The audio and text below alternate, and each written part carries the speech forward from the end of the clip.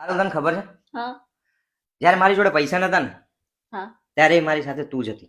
હમ, પછી જેમ તેમ કરીને મેં પૈસા ભેગા કર્યા, ધંધો કર્યો અને ધંધો નિષ્ફળ ગયો હમ, ત્યારે મારી જોડે ફક્ત તું જ હતી. હા પછી એક સમય એવો આવી ગયો હતો કે હું ડિપ્રેશનમાં જતો રહ્યો અને હું પંખે લટકવાનો વિચારતો હતો. હમ. ત્યારે મારી જોડે ફક્ત ને ફક્ત તું જ હતી. એને તો સાચા હમસફર કહેવાય. હમસફર મને તો એમ કહીને પનોતી કહેવાય.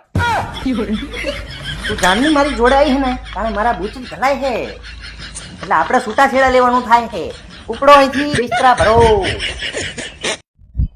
अगर मोदी जी और योगी जी 3-4 साल तक इसी प्रकार से लगे रहे तो भाई साहब वो दिन दूर नहीं जब क्लास का मॉनिटर भी बीजेपी का होगा. શું કર્યું? નવરું કરી નાખ્યું ને. જે હોય બગાડી મૂકી દો. હવે પછી કઈ વસ્તુ બગાડી તો વાત છે તમારી. પણ ભૂલથી બગડી ગયું છે. આ તે ભૂલથી બગડી ગયું હોય તો કઈ કહેવાનું નહીં તમને. આ પણ તે મારી જિંદગી બગાડી નાખી. અમે તને કઈ કોઈ દાડો કીધું? અલા હા બ્રો ને હા બોલ. મને જોઈને તમને કઈ વિચાર આવે?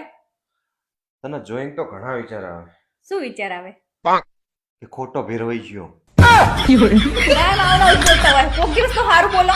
સારું બોલવાનું બી આવતું નથી. તારું ડાચું જેવું. તમે તો લગન પછી હાવ બદલાઈ ગયા હો. કેમ?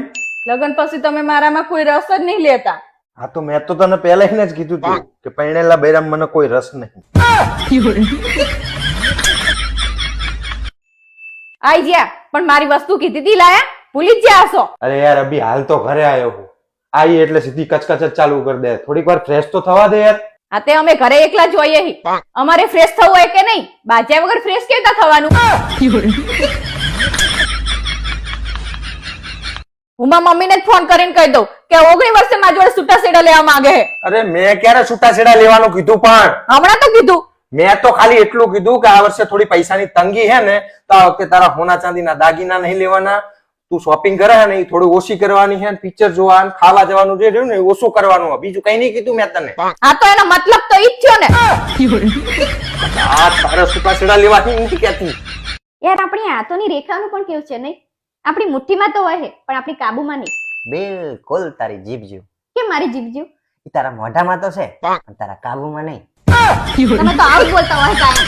સાચું બોલો પણ કાયમ આવું જ બોલતા હો. ના ન ચાલો ન કરું. શું થયું ઓલા?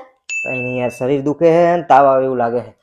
હજી તો ઘણું બધું કામ બાકી છે. વાસણ ગવાના છે, રસોઈ કરવાની છે. હું છું ને, તમે શું કામ ચિંતા કરો છો? ઉભા રહો 5 મિનિટ.